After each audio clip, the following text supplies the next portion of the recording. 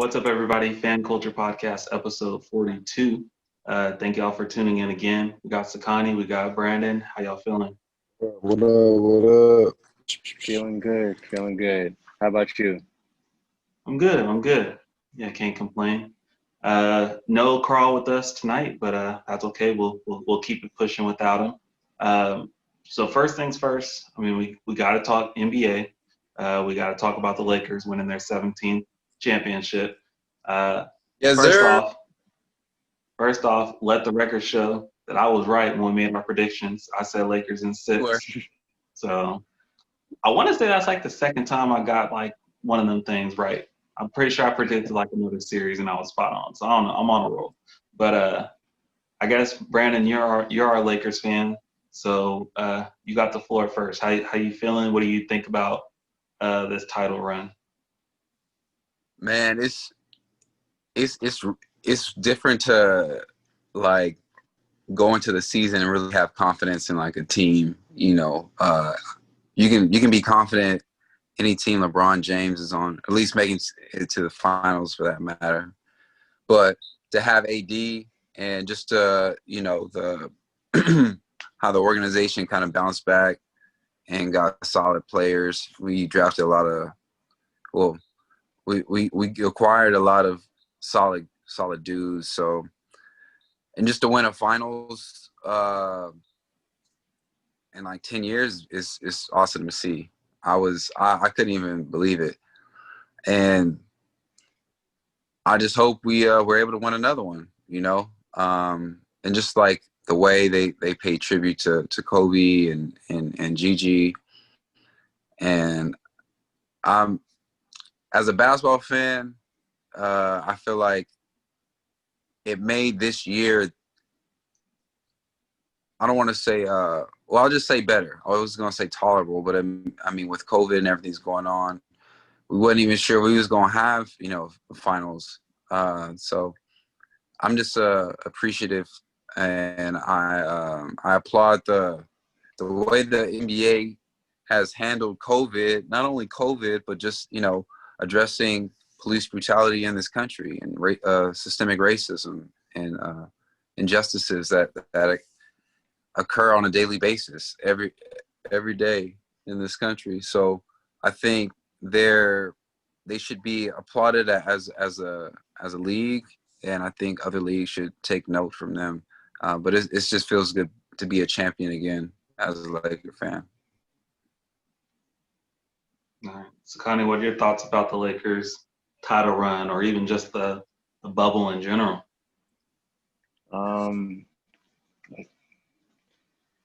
It's just different. Honestly, it felt this was a finals that, like, because the play was like as good as it was, I would have loved to have seen like crowd reactions. Yeah. And see how that would have like impacted series. Because crowd energy is just different, and you know how that momentum can sort of shift the pace of a game if the crowd is in it. So it was. That's one thing I can different, but from people, just random, not just random people, but just whenever I would talk basketball with other people, I would hear, man, it's been good, but I just wish like it was like in front of crowds and stuff. But yeah, I mean, it definitely makes a difference to a degree. I hear a lot of people have been talking about where does this playoffs and final series stack up because of the bubble and because of the isolation, being away from like family and not having the crowd, and having to go through like the different requirements of the bubble and COVID. I don't know. What do you guys kind of like think about? I mean, for me, I'll say that I actually enjoyed the bubble a lot. And at least while COVID's a thing, I wouldn't mind seeing this principle moving forward. I think a lot of people, especially ones that have never played sports before at any sort of competitive level, be it, high school or above. I think most people don't understand the effects of a crowd on the dynamics of a game. Like, let's say, for example, if this NBA Finals was played, in the home arenas with full arenas, whatever, a guy like Kendrick Nunn, young guy, rookie, I don't think he steps up and makes some of the plays that he did in some of the game, in some of Miami's wins. I don't think he plays that well. Young guys usually don't know how to react to crowd noise and stuff like that. It's usually the vets. So honestly, the finals might have been more lopsided and favored towards the Lakers if there was crowd noise, because you got a team full of vets. You know what I mean? Like, Rondo don't care about playing on the road. That don't mean nothing to him. AD, Bron, Markieff Morris, JaVale, Dwight Howard. But on the flip side, with the Heat, Duncan Robinson hasn't been in that environment before. We kind of forgot all about Tyler Hero because he was an afterthought, in the finals. But yeah, guys like Kendrick Nunn, Derrick Jones Jr., kind of all those younger guys, I don't think that they would have responded as well to like that pendulum that constantly swings in the finals and how that momentum can swing in the finals. I kind of appreciate the bubble because it's just who's the better team, period.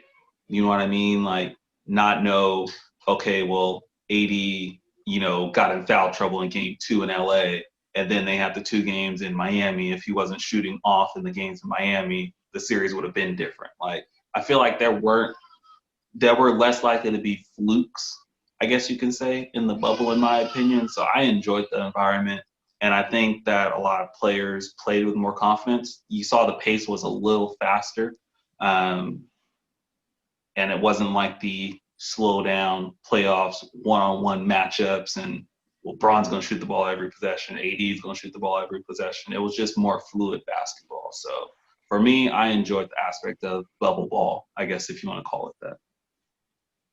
Before I forget, salute the Miami Heat. Hats off to Jimmy Butler and crew. Eric Spoelstra's one heck of a coach. Definitely made the series. I mean, almost went to 7 games, so 6 games. That's more than half of the So shout out to them. Fun fact. And I think fun fact for Jimmy Butler, just from his first finals appearance, he's already now, I want to say, top 5 in triple doubles in the finals with 2. Jeez. So not many players have triple doubles in the finals for their career, and he's got 2 already. So yeah, shout out to you. Jimmy buckets. Yeah.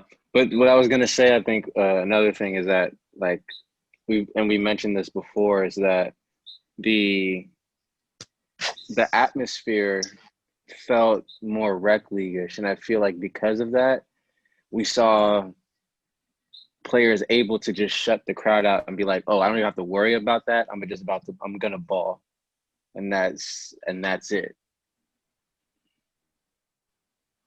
Yeah. Yeah. Sorry, did I cut out? Yeah. But no, I was saying, like, we just got to see players ball and not worry about crowd, and it felt very much like, oh, we're all in the gym and mano y mano, we're gonna do this. Exactly. Yeah. It's not about everything else. Crowds, sound. Like, granted, there is like the sound factor, but it's like it's just us in here, teams and team staff. Yeah. Right. And I guess I'll ask you guys this. I think I already know how you guys feel about it. Is there an asterisk on this championship? I don't think so. I mean, it's sanctioned by the NBA, and this is the best they could do given the circumstances of COVID. Like, nobody couldn't. It was either finish out the season or we just don't have basketball. And I feel like there shouldn't be an asterisk next to it because the league okayed it. The one thing that to me differed the most, not just the crowds, but like the travel. Like you're not going to go play, like Sekani was saying, a Staples Center. But these rookies would have dropped the same kind of buckets just playing in front of a Staples Center's crowd, knowing the history behind that, knowing that you're playing against LeBron James and Anthony Davis, who are, I mean, this whole team, they have this whole city backed by them. How many Kobe chants would we have heard? You know what I mean? So I think it's just some of those things could have not only added another entertainment element, but like it adds like the fatigue, you know, flying to city or busing to city.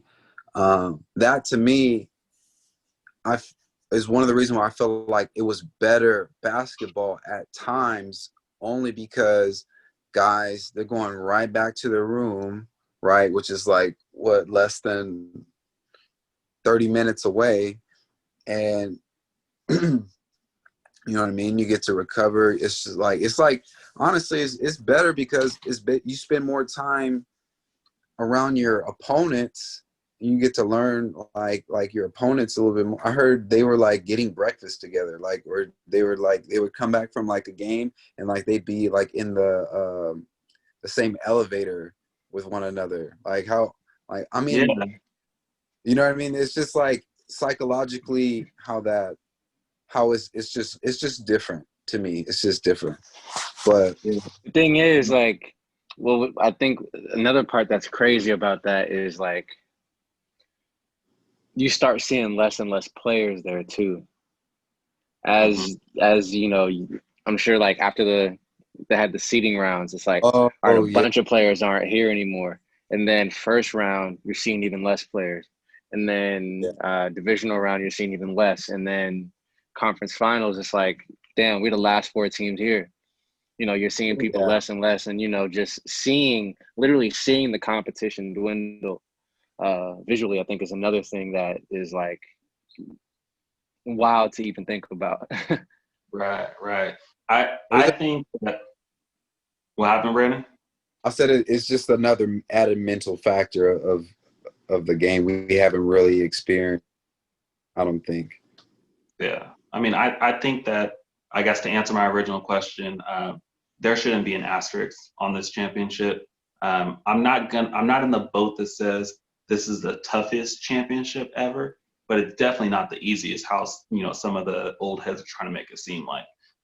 For me, I think that this was the most level playing field in any playoff ever, because you could be an 8 seed and, you know, in Portland, for example, you don't have to worry about going to LA. You just got to worry about playing your best basketball, period. And you've got a chance to knock off the Lakers. And then on the flip side, you know, Miami as a 5 seed obviously made the finals. They were just playing great basketball in the playoffs. That's ultimately what it came down to. So for me, I think it was the most level playing field. No one had to travel. So it's not a, you know, hey, well, we're traveling, 2,000 miles and they're only traveling across the way. Like, exactly. Yeah. Imagine if the conference finals would have been, you know, the 2 LA teams playing against each other. But then in the East, you've got, you know, Milwaukee, but I want, just for purpose of making an argument, Milwaukee and Miami. You know what I mean? Even Boston and Miami. That's still all the way up the top to. Right. All that stuff would then come back because it's like now you got miles on your body that the LA teams don't have. Because guess what? They were just driving to and from Staples Center for 7 games.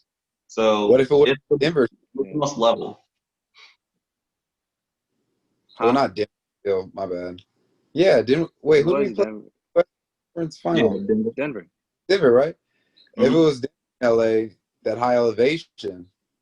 Yeah, that's true too. They would have that to their advantage. So I think it was the most level playing field. Everyone was going through those same battles of, you know, I guess the impact on your mental state. You know, everyone had their teammates around them. Everyone was away from their families. Like, everyone had the same circumstance. And I understand, you know, there may be things going on outside the bubble, which obviously we saw players leave the bubble for certain reasons. But other than that, it was the most level playing field. Everyone's going through that stuff. So what are you going to do? What are you guys going to do as a team? How are the coaches going to prepare their players for those circumstances? Like, and for me, I just think that I won't say the strongest, because I mean, when we start talking mental health, that's toxic to say that. But ultimately those that put themselves in the best position and made the best, adjustments, they ended up where they needed to be at. And the Lakers were the best at making the adjustments while playing great basketball. So, hats off to them. I think that they deserved it 100%. I'm not in the boat that says, oh, well, if they would have played the Clippers, no, the Clippers had to take care of business. So that was on them. What is y'all biggest not takeaway, but like what's one moment that you will remember this bubble for? Donovan Mitchell and Jamal Murray. That was that, and you're not gonna get that. You're not gonna get that in an arena. Like we're not gonna see something like that again. So that was probably the most memorable for me. Well, maybe not the most memorable, but it's up there. That's one of the first things I think about. Yeah, I'm gonna say the first round just overall was like, all right, this is what we're seeing. Like so many moments I think in that first round.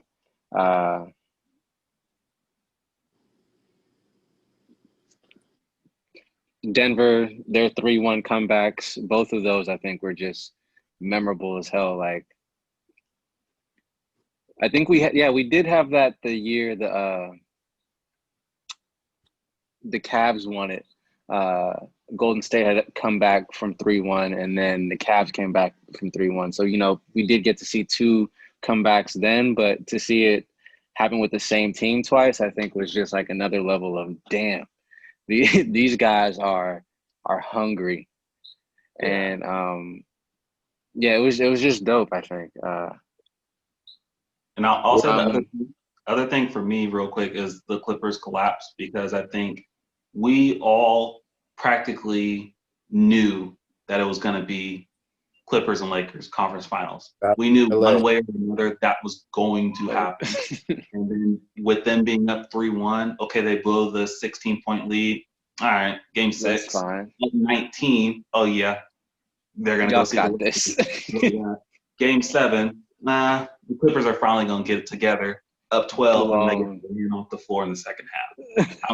Anybody predicted that? So that sticks out as well. Clippers collapses. Yeah. That's one for the 8. That's a historic collapse. Shannon Sharp had me weak when he said that they caused Doc his job. Look, listen, that I think that cost Doc his job. For real, sure, straight up. Yeah, like that initiates that conversation of, okay, well, do you want to call this a mutual split, or do we got to fire you, Doc? Like, something's got to happen here. So what you gonna do? Like, you're not staying. It's unfortunate. It's good coach, but I really don't know what happened with that whole thing. I think mentally it might have taken a toll on the biggest parts of that nucleus, but or the biggest contributors. They just seem, when I saw them play, a lot of times it just seemed like they weren't really like locked in, unless they was like whooping up on a team. I forgot who they was playing. I think it was before we got into like our actual like the playoff run when they played I think Portland, like in the seeding game. Oh well, yeah. They beat Portland with their starters all on the bench. And shout out to that game, because that game caused a lot of drama, and that made the collapse even funnier, because now you got Dame and CJ and karma.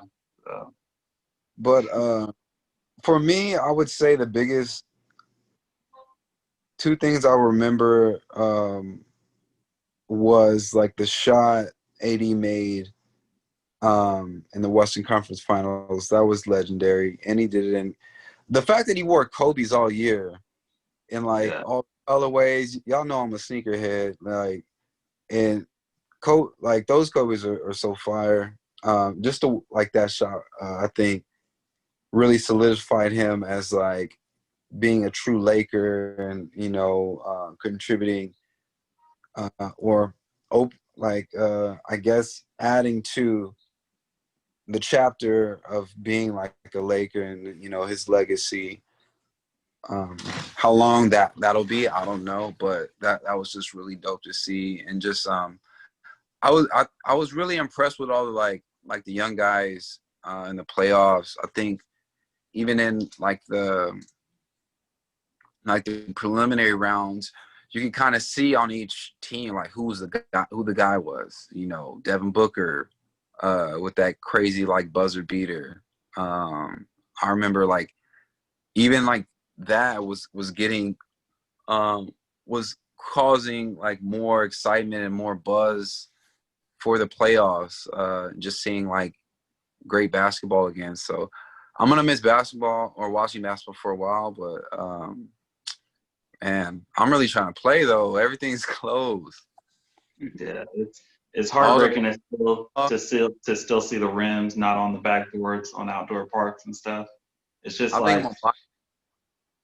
like it's like unconstitutional. Word. It's wrong. I'm gonna tell you this. Also, another thing, they I was talking to you about this, Brandon. I'm 95% sure they didn't take down like tennis courts or volleyball nets or they did exactly. Stroll said the same thing too. Because when we went to go play at Clovis East, I think this was a couple months ago now. He was talking about like the lighting, but also no, I think it was like the lighting. Yeah, the lighting. He was like, bro, they ain't like. There's plenty of lighting. If you wanted to come here late at night, there's no lighting for like the courts at all. So yeah, there's a. They know who's playing basketball and they know who's playing tennis. Right.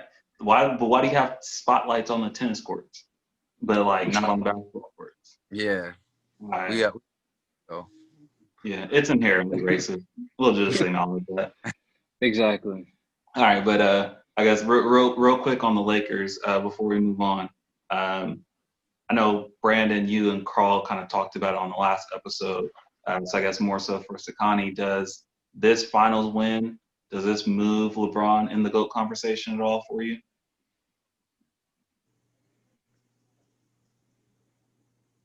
I don't know. I feel like you already have your mind made up about LeBron. It's either you think his accomplishments are valid enough to warrant him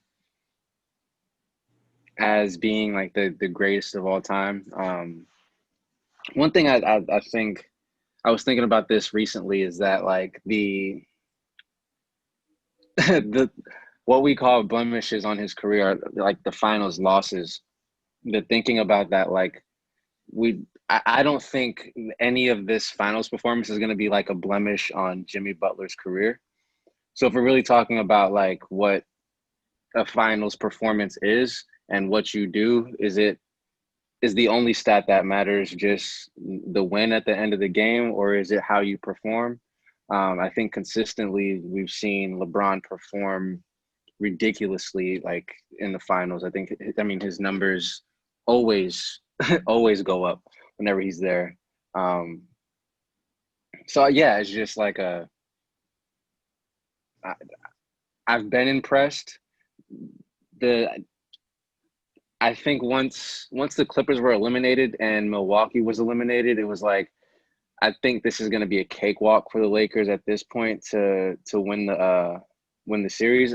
I didn't think when I say cakewalk, I meant that I knew they were going to win. Like at the end of the day, I didn't think Miami was going to beat them. I didn't think Denver was going to beat them. I didn't think Boston would. And yeah, those are the three teams left. And so I didn't think any of those teams would beat them. And so it was just like, well, waiting for the inevitable. Exactly. And so you knew LeBron was going to get his, third MVP with the third team. And so it's like, that's a great accomplishment because nobody's ever done that before, but does it mean anything really? I don't think it necessarily is like we didn't know you couldn't do this. Like, Two things. One, I've never heard a truer statement when you said that people have kind of already made their mind up about I'm about to say Michael Jordan. LeBron James. Now, when you think of GOAT, you automatically think MJ, at least to a lot of people. My favorite player is Kobe, who Carl asked me, who do I think the GOAT is? I'd say Mike still, but I do think that LeBron LeBron is one of the GOATs. Like, there's always gonna be somebody who's your favorite, but like I feel like you can't be top 5 in everything in the playoffs and not be, like, to me, like one of, like, stat wise, how can you not be one of the GOATs? I think in 3-pointers he's only in the playoffs, he's only trailing Steph Curry, and he's the best shooter of all time. So at his position, you look at, like, I'm gonna say this though. To that, Clay's gonna pass that up next year. Probably. Clay's gonna be not probably, like, he will.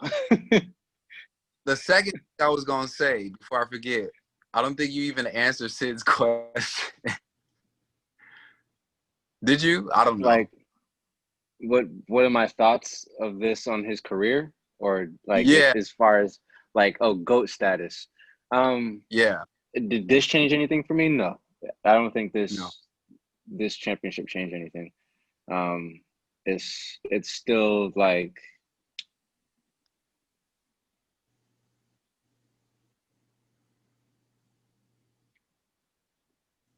again, it's hard to think about how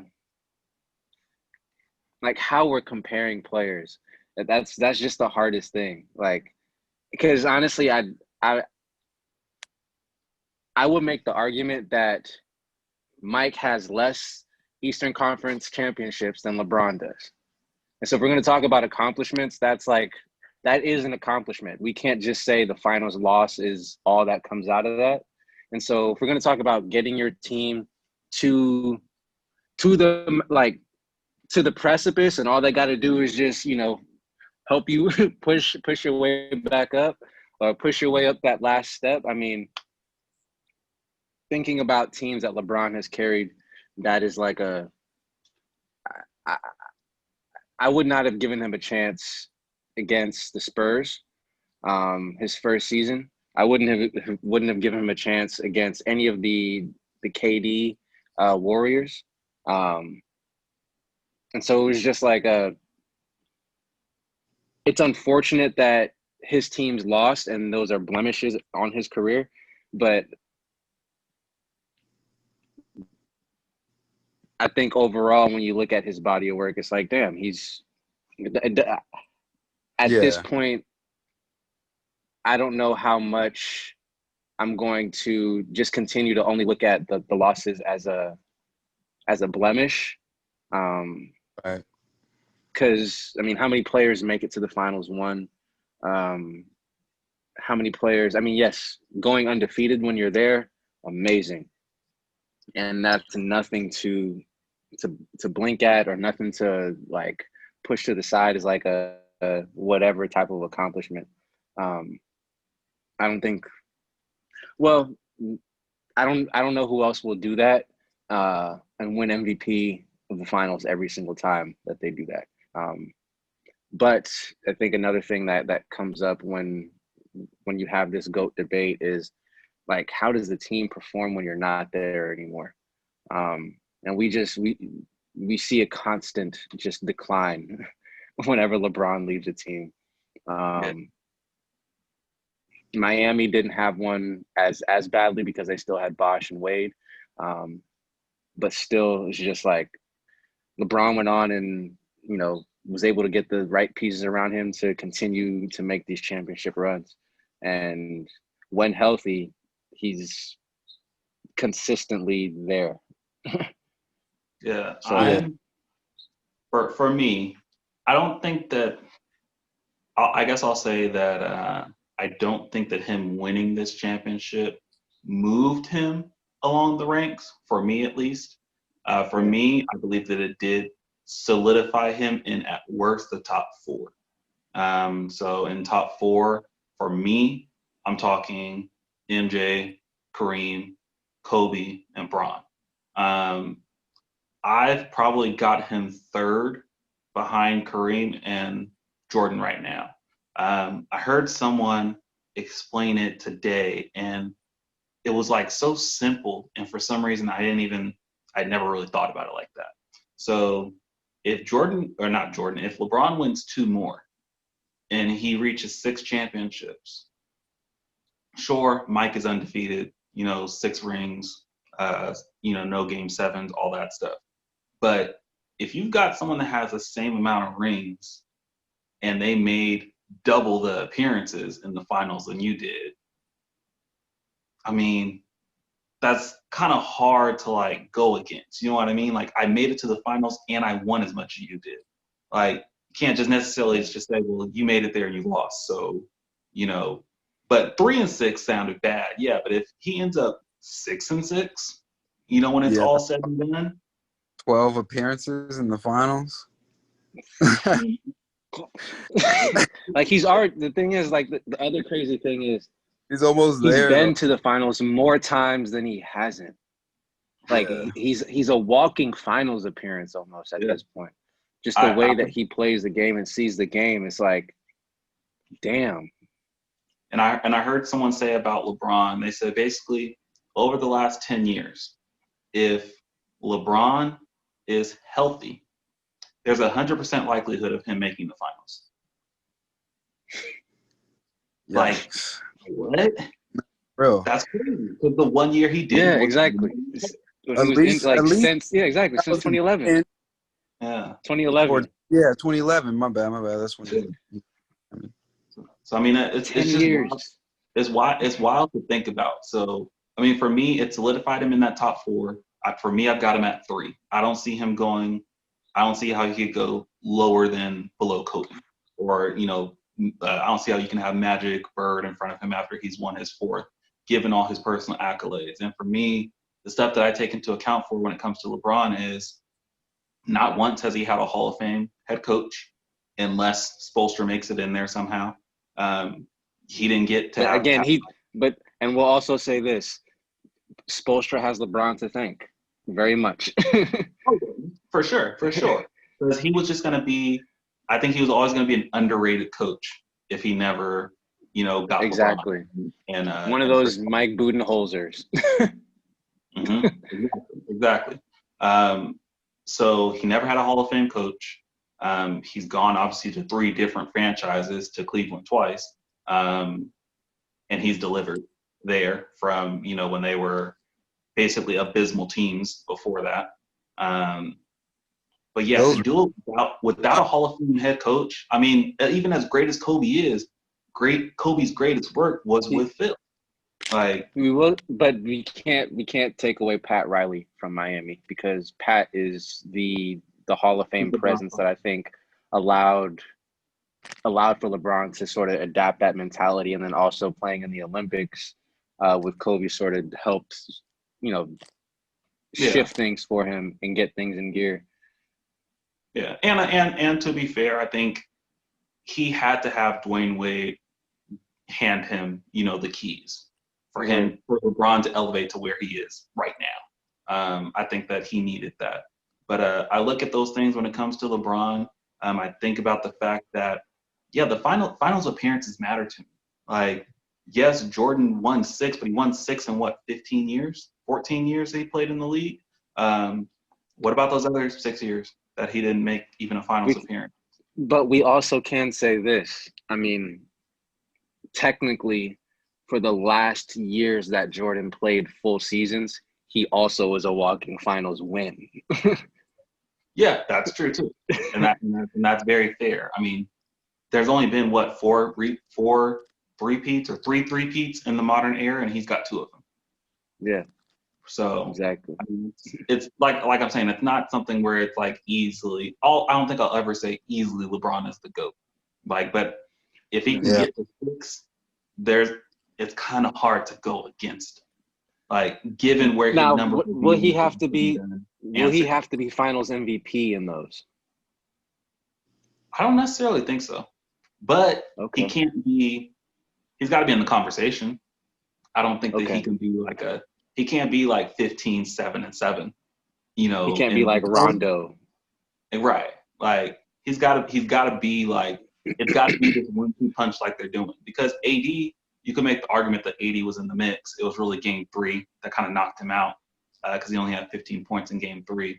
But if LeBron is like 24, 8-8 in 2 more, championship runs. If AD isn't, the thing is, if AD isn't averaging a double-double with over 30 points, I'll say over 28 points. If AD's putting up double-double numbers over 28 a game, I think that could topple LeBron, depending on how dominant defensively he is as well. Like just his presence on the inside, because we know that was what shifted things when he wasn't able to put up offensive numbers. We know that defensively he was a presence. And I think that like game 6, had he had the type of game 6 that he had consistently, like how many points did he put up in game 6? Like 24? Something like that. If he had put up 24 points per game during that stint, possibly he could have still been in the MVP discussion. But I think because of that 15-pointer, and it was a loss, like had he done 15 and they'd still won, it could have been different. But I think, yeah, I mean, and in both of those losses, LeBron also balled his ass off. What about regular season MVP? Isn't it supposed to go to the best player on the best team? That was Giannis. That was Giannis. He had the best record. Yeah. And but I mean, what happened? Huh? They didn't win though. So how are they the best? It's a regular season award. And honestly, we could talk regular season MVP all the time, but I have my own thoughts about it. I think there should be another like postseason award, maybe not just the finals MVP though. Is that not finals MVP? Because sometimes I mean that's the best. But I mean that's the best player. I guess you're right. If you're gonna win a series, finals MVP, right, Sekani? But it's like when it most mattered, your team had the most wins, and you were the player who, in the end, changed the series or altered the series or gave the best performance of that series. Yeah. So I feel like that is the award of the playoffs. And I think maybe a thing that kind of annoys me most about regular season MVP is you get into the conversation of most valuable player. Oh, well, we just said all this amazing stuff about LeBron. You'll have people say, well, LeBron should be MVP every year. Should it be like most outstanding player, or something like that? Most outstanding player for the regular season. Giannis had an amazing regular season. We all acknowledge that. So he's the most outstanding, but maybe he's not the most valuable player because you can't even get your team to win in the playoffs when it really matters. Who's the MVP award named after? For the finals? No, not for the finals. Just regular season. I don't even know. Do you think that could end up happening? Because that like when I'm not gonna say I didn't miss David Stern's. I mean not David Stern. Adam Silver. Adam Silver saying like I'm sure this man will have a trophy named after him sometime soon. But how would that be? Huh?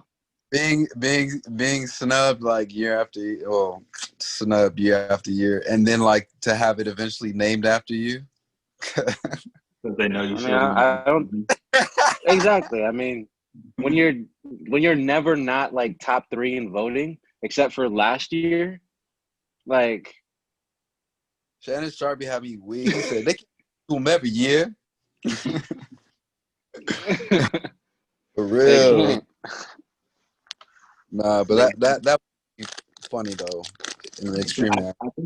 I think it is always awkward how MVP is named during like the playoffs though, like second round of the playoffs. Like I don't like that. Like especially if you guys do voting early. Like if you do even this year they finished their voting in March. Why are we naming MVP? Which was terrible. Like why? Terrible. So, I didn't like that. Y'all counted them. The day y'all count them up, announce it. Right. Man, but then for the election, like you ain't got a bunch of mail-in ballots that you still trying to count, right? Later. It's only what 200 of y'all. Man, like it's not that. If that many. Y'all could have hired me part time, and I could have done that. Like if that's all y'all need extra help, like I got you. Right. Well, I guess I could have done it in the afternoon. right, for real. So I guess before we move on to NFL, very last thing on the Lakers. Do you guys think that they'll repeat next year? I don't know. I can't say that confidently. Yeah, it's a way too early prediction. We don't even know how free agency is going to play out or the draft. I'm gonna say no. My way too early prediction is no too. But they're going to be in the mix, so it's not like they're trash. Not going to make the playoffs. Yeah. Let's run it back, yo. No, I'm kidding. So you think you're gonna win? Brandon said they're gonna win. Lock that in. Yeah. He said we keep the right pieces, like the nucleus that we have. I say we already have AD. I hear Dwight Howard is planning on re-signing. JaVale, I mean, it'd be nice to have JaVale back too. I mean, I'm not really get rid of JaVale and sign DeMarcus. Hey, I feel bad for Boogie. He just can't get a ring. He's like this close to getting it each time too.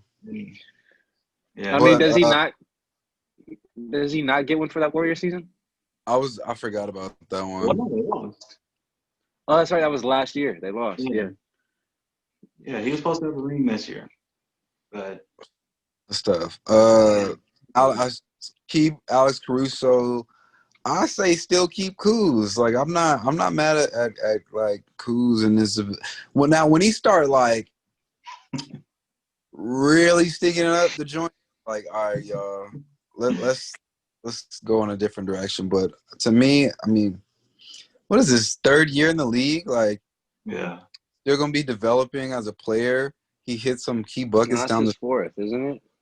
Is it his fourth? Is it his third? I don't know. I feel like it's his fourth. Because did he come in same year as Lonzo or the year before Lonzo? Yeah, the same year. Okay, so then it's year 3. Okay. All right. Well, I'll say this, and this will be my boldest prediction of the night. If the Lakers keep Kuzma, they won't repeat, for sure. Bet. I think that's real. That's my hardest take of the night. We should definitely keep Rondo. Yeah. Oh yeah. Oh, 100%. Yeah. I feel like if you have those two minds on a basketball team, you're making it to the Western Conference Finals. LeBron and Rondo. Yeah. Should we re-sign the floor? Who? Should we re-sign Danny Green or not? Hey, I feel like y'all could have had JR. JR would have been way more effective in the lineup than Danny Green, to be honest. I'll double down. If you keep either Danny Green or Kuzma, y'all ain't winning. Ooh. So that's my take. We're probably if I'm being honest, Danny's about to get JR'd. Yeah. Like, yes, y'all won the series, but like, first of all, you the tattoo that you have on you is like no longer. You can't call yourself that anymore, even though you're still 40% from the field for your career. It's like when it mattered most. Is that bullseye? Huh? Is that about the bullseye tattoo? Dead shot? Yeah, dead shot. Oh, is it dead? Shot? Yeah, dead shot. Yeah. Oh, I thought it was bullseye on his shoulder. Yeah, no, he can't remove the tattoo, bro. Like, remove it. Exactly. So it's like, I feel like he's in very many ways, like, we saw all the memes where it was just like LeBron doing the oh, the whole JR. Exactly. Same thing. Danny on there. Yeah. Danny and Markieff. Markieff got a lot less flack for what went wrong. Same way George Hill got a lot less flack for missing 2 free throws. Yeah, that was a terrible pass. Terrible. I would have where were you passing the ball, bro? I would have bro, just shoot it. Like, that's fine. It's the game. You just shoot it. Like, it's fine. Hey, he could have don't throw it out of bounds. Like his brother would have shot it. Marcus Morris would have shot it. Nah, he would have got a tech because he would have been him and somebody up. He would have been headbutting somebody. Yeah, he would have started right after the game. Yeah, shout out to Marquise Morris, man. But yeah, man, it was one eventful year. It's gonna be nice to see it come back when it does. Yeah. Future's real bright. Yeah, I mean, we'll see when they decide to pick up the season. I'll be paying close attention to that, and obviously free agency and the draft. Someone's going to try to retool to beat the Lakers now, so we'll see what happens to these rosters moving forward. All right, so I guess let's move on to NFL. I don't have nothing to report on my Broncos. I don't even think you guys registered in the group text when we were asking about our teams, and I said I see nothing bad from the Broncos because our game got postponed. We didn't even play, so I got nothing to report on them. But I mean, obviously, you guys as Cowboys fans, the biggest news is Dak's injury. How are you guys feeling about Andy Dalton leading you guys to try to get another NFC East crown? Honestly, like the way the season started, we were about to lose to the Giants, even with Dak putting up the numbers that he was putting. So unless our defense can really get it together, I don't think it matters who's under helm. Like Andy Dalton, Russell Wilson, Dak Prescott. I think our defense is so.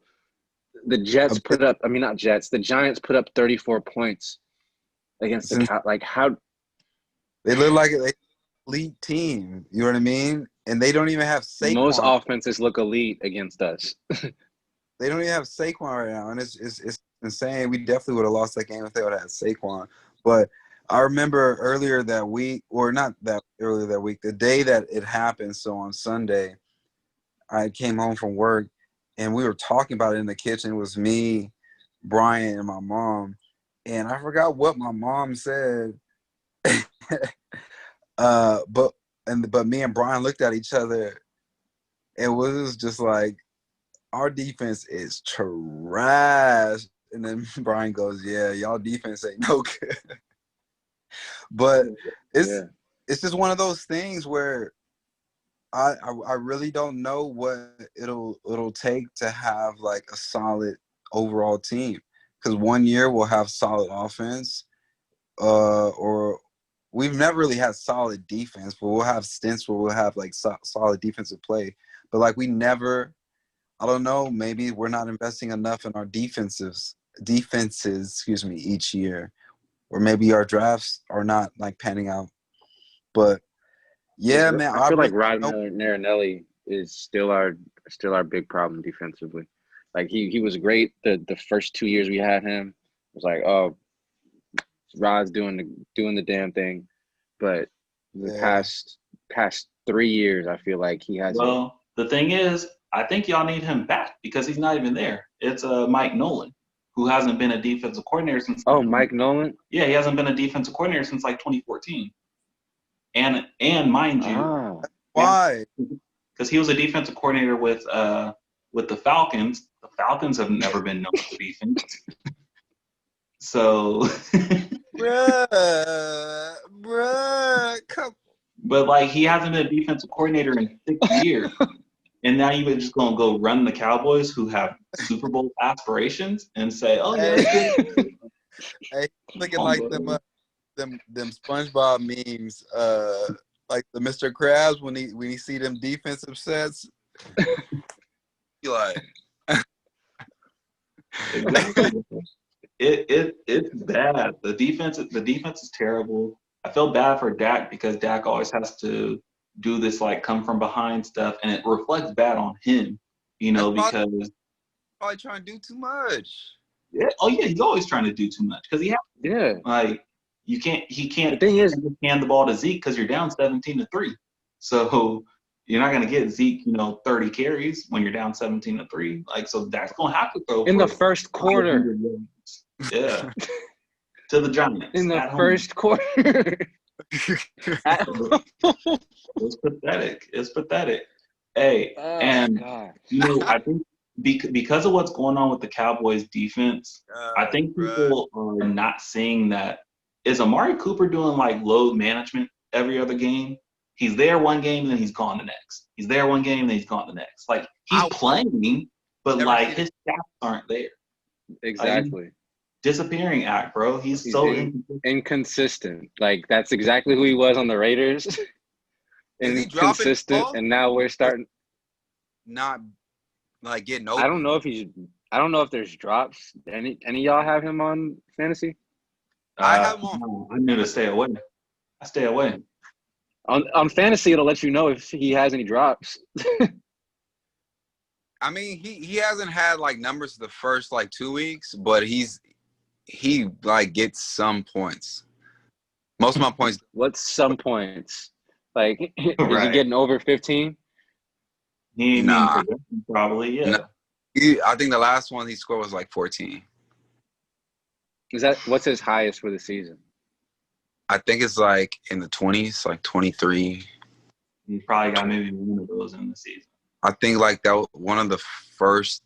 I think the first game or the second game. But yeah, man, it's just, and we're I was about to say Lakers fans. We're Cowboys fans, and we're laughing at our team because it's like when you've had this long of a stint of just like losing seasons or just kind of like under par like performances, it's like it's kind of it's laughable at that point. Y'all are lucky though because of the NFC East. So therefore, you can have struggles like this early, and if you just decide to get it together at some point, string a couple wins together, you're in first place.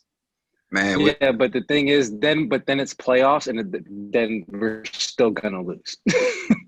Then we're gonna go against real teams. Super Bowl better than the other, Yeah, but the chance, like, I feel like again, like Dallas just doesn't have the pieces. Like, even if we make Andy Dalton is the Tony Romo of this generation, can't win a playoff game to save his life. He's been there 5 times, I think, or 4 times. No playoff wins. And so I just don't think he's going to be the person to all of a sudden string it together with an offense that he's known for half a year and take us on a Super Bowl run. So as much as I would love to have that type of faith that, hey, it's the NFC East and, we could pull something together, I really think the Eagles have a better chance than we do. And the Eagles are just as abysmal.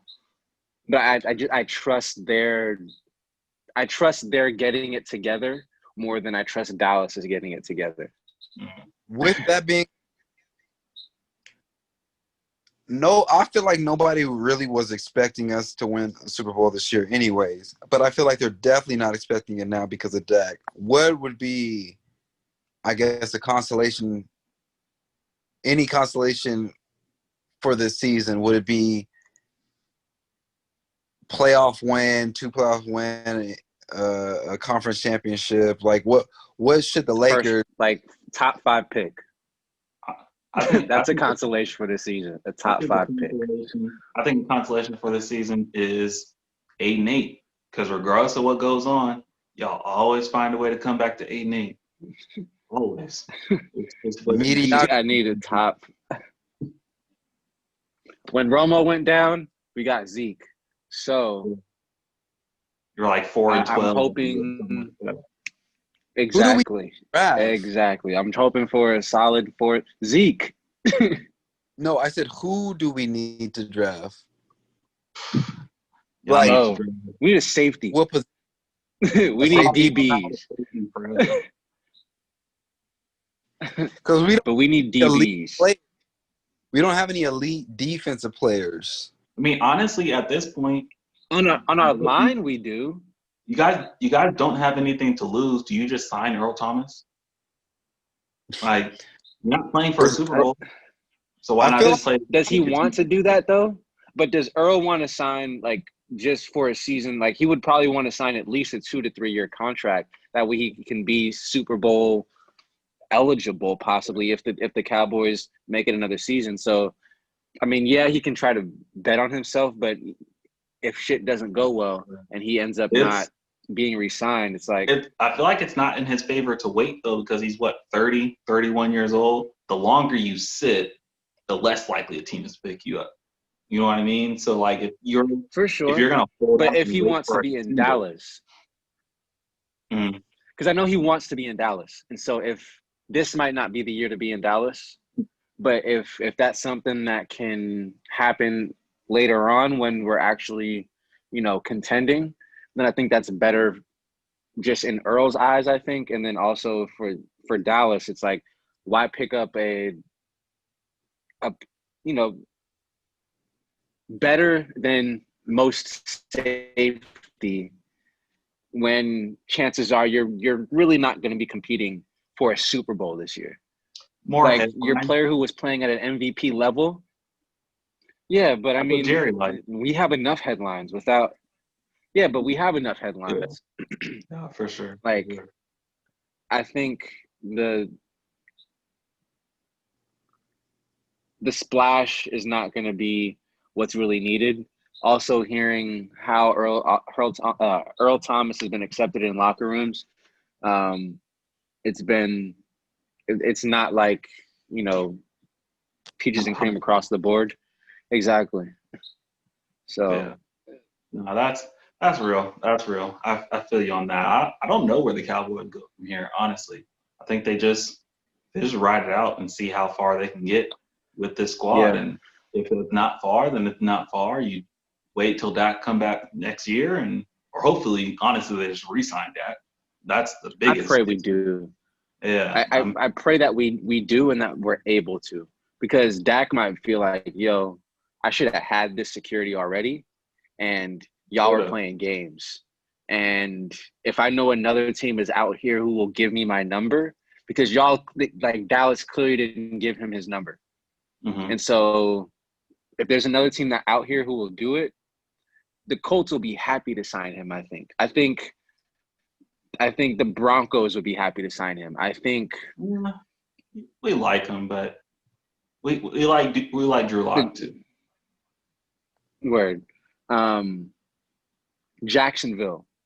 Mm-hmm. There's so many teams that I think could use him and would pay him as well. I don't know if like those are necessarily the markets for him, but at the end of the day, it's like Tampa Bay. I had no idea that was gonna be I didn't think Tampa Bay was gonna be a market for Brady, yet there he is, and they are doing what Brady does. Yeah. And so if Dak is able to find a solid team away from Dallas, I'm not even going to be upset because I get it. I just hope that that's not what happens. Yeah. So I mean, we'll wait and see what happens with the Cowboys and how their season fares. Let's go on to, I guess we'll talk about just for a quick second, Le'Veon Bell.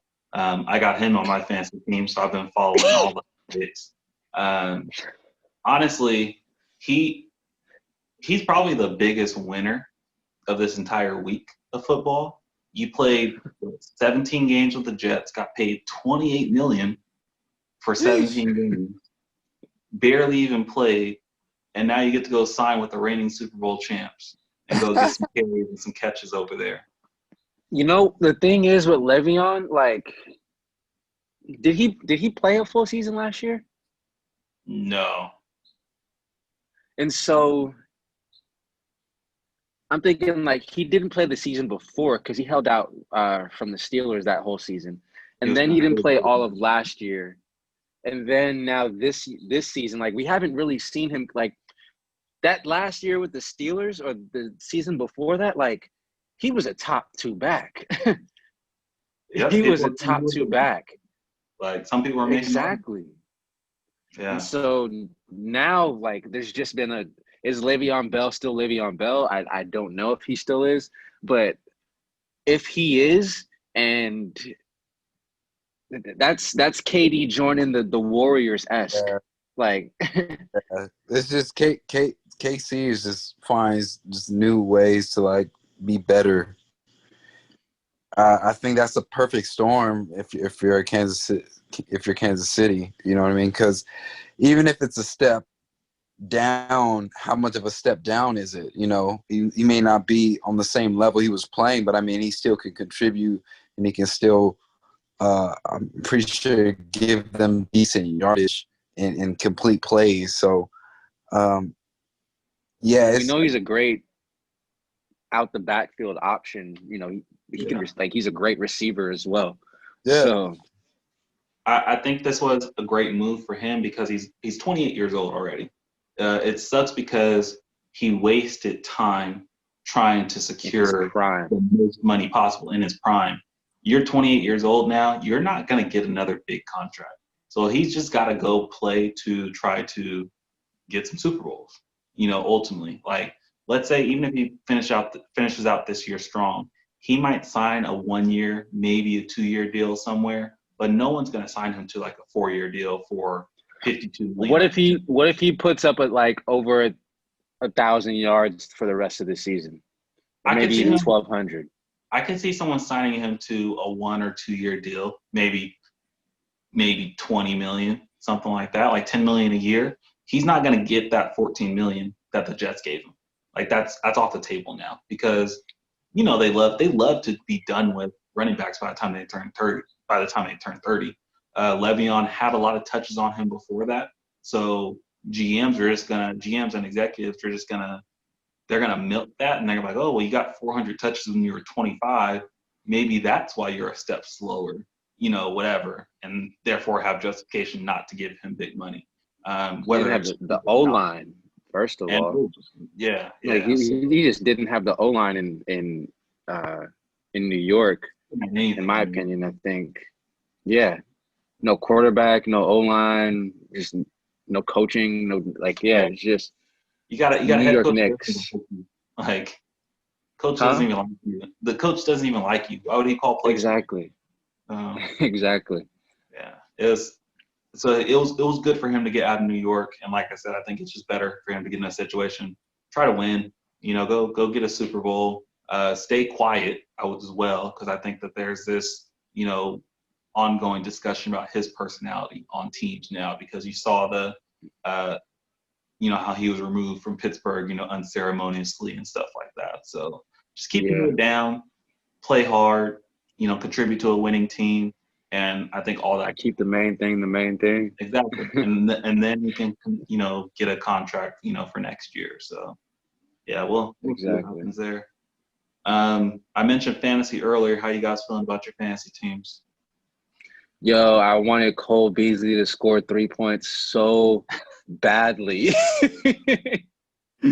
I was weak because I wasn't watching the game. I like followed along. And mind you, it was like second quarter, and Cole hadn't done anything yet. Cole Beasley, whoever I was going up against, I forgot who I was going up against this past week. But he had Cole Beasley in, and hadn't done anything like through the second quarter. I'm like, oh, I'm good. And then I like in the fourth quarter. And I'm only up by 3 points. I'm like, you gotta be kidding me. But that's the second time I've been fortunate to win a close one because I think I beat Clarence's team. And that one was controversial too because I think I won, and then they did like some stats recalculation, and then I lost. And then they did some stats recalculation again, and then I won. So I won by less than half a point. Damn. So I'm still 5-0. Ironically, you beat me because I had a bye week. Or not a bye week, but COVID week with teams not playing. I had to pick up some busts. It's been tough to navigate that too. Like honestly, I'm probably gonna lose this week to Brandon because Michael Thomas is on a bye. Dalvin Cook is hurt. Le'Veon's not going to play because of COVID protocols. So even though he just signed with the Chiefs, he can't play until next week. I've got running backs. Running backs who put up numbers too. What do you need? Most of my running backs this week, I have 4 running backs. I think all of them put up over 15 points. Do you need receivers? Because I got receivers. I'll check. I'll see what you got. Yeah, we'll look. Maybe we'll have to make a trade happen. We'll check it out. I could all right. 2 games, but I forgot it to start people, or I guessed wrong on a start. Yeah, well, keep forgetting to start people this week. Yeah. But you might have to come off one of them quarterbacks though. I might have to get one from you. Because you got what? Mahomes, Brady, and Cam. Yeah. Yeah, I need a running back. My running back, I just got Leonard Fournette and I got Gurley. Gurley had his first solid game, I think, last week. It sounds like we both gonna have to make trades with Sekani then. Yeah. We'll see. But I was trying to get my hair done, so I'll talk to y'all later. All right then, bro. All right. Love y'all. Right. Love you. Love you, bro. But I was trying to get the tight end you picked up from Green Bay. Yes. You're talking about Tanyan. Yes, Tanya. And honestly, I was about to pick him up on waivers the same week you picked him up, and I was like, damn. And so I picked up go ahead, sorry. I was gonna say, and you see, all I did was pick him up and I traded him immediately. I did. I saw that and I was like, I definitely wanted him, but I picked up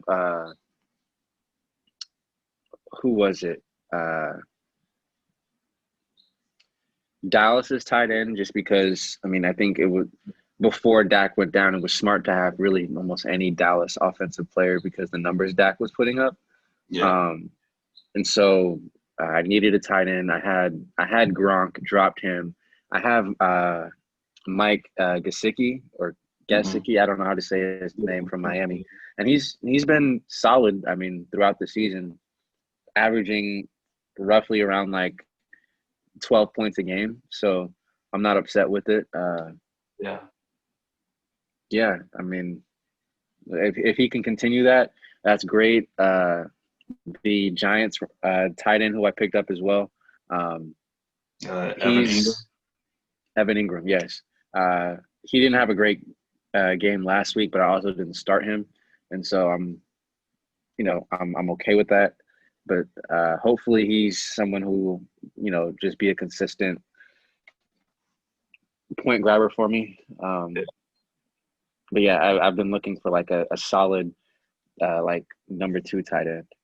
Yeah. So, I'm waiting on my team to get healthy because I've got 4 guys on my team that are hurt, and they're all like decent scorers. So I've got Michael Thomas, who only played 1 game and got hurt. Dalvin Cook. Those are my first 2 picks. Top 2 picks. My scorers, and I've found a way to without them right now, which is good. I picked up Alshon Jeffrey, who's supposed to play soon, and then Noah Fant, the Broncos tight end. Zach Ertz has been a disappointment this year. I thought I was going to get a lot of points from Zach Ertz, and he's been like Jimmy Graham. Jimmy Graham used to be a stat machine. Exactly. Like Zach Ertz was Carson Wentz's favorite target, and now he doesn't even throw him the ball. So I don't know. It's unpredictable. But I found a way to still be 5-0. So hopefully when my team gets healthy, I'll probably have some more tradable assets. I might try to stack the deck a little more. If I can get my hands, Aaron Rodgers is playing well, but if I can get like Patrick Mahomes, it's a wrap. But I might have the ammo to pull that off. Who has Patrick Mahomes? Like Brandon? Because he has Mahomes, Cam, and Brady. He doesn't need all 3 of them. I was about to go for Cam, and then Brandon picked him up. That literally that pick. Yeah. And so it was like, all right, well, I'll go with Jared Allen, which I'm not upset about at all, because he's been consistent. Josh Allen has been amazing. He's looking like an MVP candidate. I said Jared Allen. Yeah. My fault. No, he's been amazing. Yeah, Josh. He's been amazing.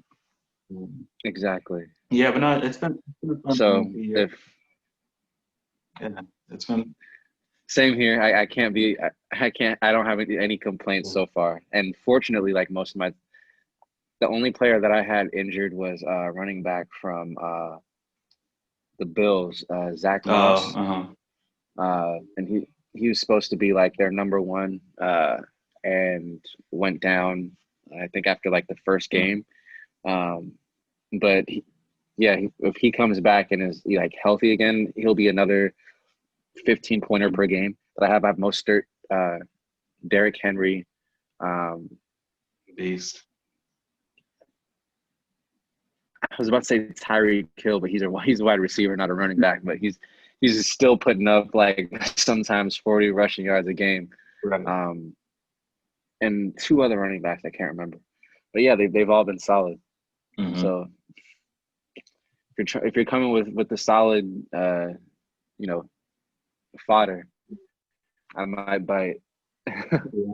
I'm gonna look at what you got and what you may need and see what we can do. So for sure. All right. Well, I think we got a whole episode covered. You got anything else you want to add? It's the baseball playoffs right now. Oh yeah. And last week the Yankees lost.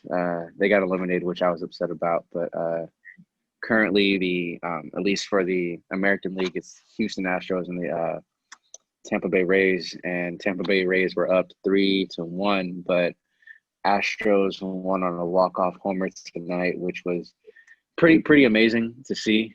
Yeah. It's still hard to, like, as much as it's hard for me to say I hate a team, but after learning what the Astros did, like, I'm like, oh, fuck the Astros. But weren't the Rays up 3-0 in the series at one point? Were they? I thought they were at one point. Oh, if so, I didn't know. I was hoping the Astros were going to get swept. I would love to see that. No, that's not same. But I was also thinking, like, I would love for the Dodgers and Astros to be able to run it back, and the Dodgers be able to actually win the World Series that they lost to the Astros. Where that cheating scandal happened. So that would be amazing. Yeah. Huh? I said that's poetic justice. Exactly. Like, I would love for that to happen, but I mean that would be 4 straight or 5 straight World Series now for the Dodgers. And they'll have one to their name, which is crazy. I don't know what it is with the Dodgers. I mean, mind you, I don't mind it because if I have, I'm a Giants fan. So if I pledge allegiance to a team, I'm rocking with the Giants. So I love to see it, but I just don't know what it is. I mean, because they always have one of probably the 3 most talented rosters in baseball, in recent memory, and they just never see it through. So.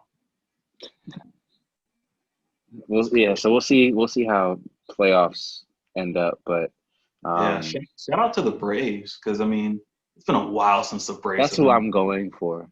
That's who I'm rooting for, the Braves. I don't want to see. I'm just not a fan of LA fans. That's what it is, and I don't want to see LA fans happy. They've had enough joy already this season. It's something about LA fans in general, man. I don't know what it is. They're the most obnoxious. Yeah. Like, it's just like LA, we're the best city. We have the best teams, so we're better than you. And the best weather. So yeah, exactly.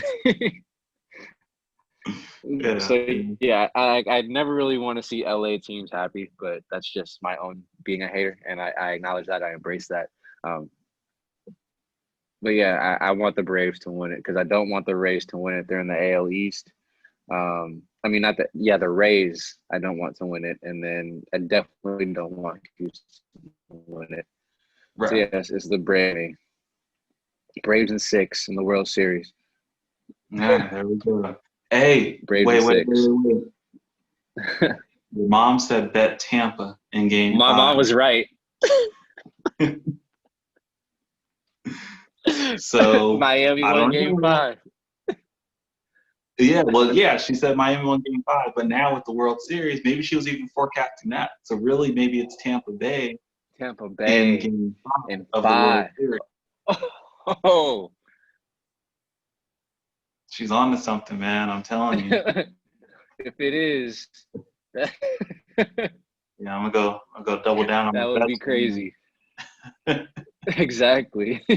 Tampa in 5. Yeah, so She was talking about NBA, but didn't realize it. right, exactly. So I guess by the time we do our next episode, it'll be the World Series by that point. So we'll have to World Series will have started. to keep up with our updates there and see what the matchups are at that time. It's likely going to be Tampa and Atlanta, but we're still series still aren't over yet, so we'll see how it plays out. You know how baseball Exactly. goes; it's unpredictable. Word, exactly. All right. Well, yeah. Anything else for you? Anything else to add? No, I don't think so. I think we got all covered, man. I'm just excited for football season. I mean, I'm concerned about how it's going, because of COVID, but you might not see a full season, honestly, when it's all said and done. Seriously. With the way things are going, but I don't have much sympathy for the NFL because they had the most time as a league to get protocols in place, and I think they just thought COVID was going to go away. So I feel like NFL is very much like schools during this time. Like y'all have had the time to get something together, yet y'all don't know if your kids should go to school, kids should be in school, how we're doing this online thing. Like, y'all have had time. They look like that shocked Pikachu meme. That's what they look like. You know what you mean? When I'm talking exactly. Yeah, that's what they exactly. look like. Exactly. So.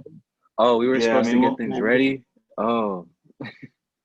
Exactly. So we'll keep tabs on the NFL and see what happens there. But yeah, I mean, I don't have anything else to add. It's been a great episode. It's always good to see y'all. Good to rock with y'all. So. Exactly. Yeah. All right. Well, that's another episode. Yeah. That's another episode, y'all. Thank y'all for tuning in again. And until next time, peace.